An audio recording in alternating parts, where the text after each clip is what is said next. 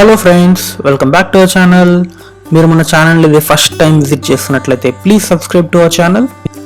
మనమైతే సక్సెస్ఫుల్గా వాల్పరై అత్తిరపల్లి ట్రిప్ని కంప్లీట్ చేసాము. ఆన్ ద వేలో పాలకాడ్ దగ్గర కేరళలో ఫేమస్ అయిన బనానా చిప్స్ మేకింగ్ ప్రాసెస్ చాలా ఇంట్రెస్టింగ్ అనిపించింది.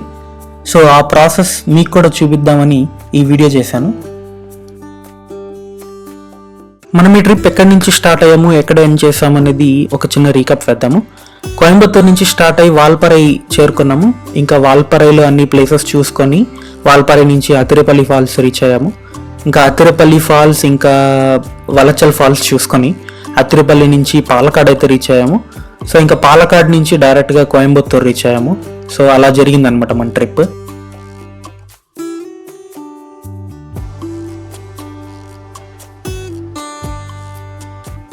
ఇక్కడ చూస్తున్నారు కదా బనానాస్. ఈ బనానాసే మనకు చిప్స్ మేకింగ్లో యూజ్ చేస్తారు.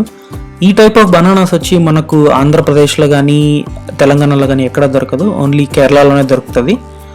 ఇక్కడ చూసినట్లయితే చిప్స్ ఈవెన్గా కట్ చేయడానికి మిషన్స్ యూజ్ చేస్తున్నారు.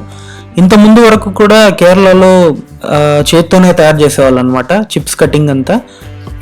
బట్ ఇప్పుడైతే చాలా వరకు మిషన్స్ వచ్చేసాయి. సో మిషన్స్లో జస్ట్ ఆ బనానాస్ పెట్టడమే. సో ఇంకా అదే ఈవెన్గా కట్ చేసుకుంటుంది.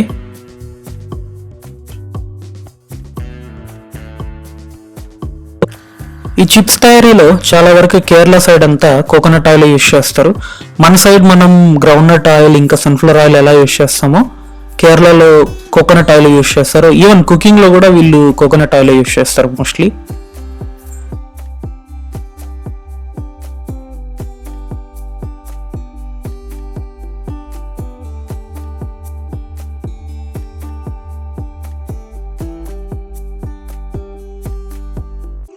అలా మన కళ్ళ ముందర తయారు చేసిన చిప్స్ని ఇలా పక్కనే ఉన్న షాప్స్లో పెట్టి అమ్ముతున్నారు.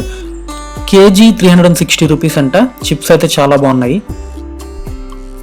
మీరు మన ఛానల్ ఇంకా సబ్స్క్రైబ్ చేసుకోకపోతే please subscribe to our channel. మన ట్రిప్ అయితే అలా జరిగింది. So thanks for watching and see you next time. Bye.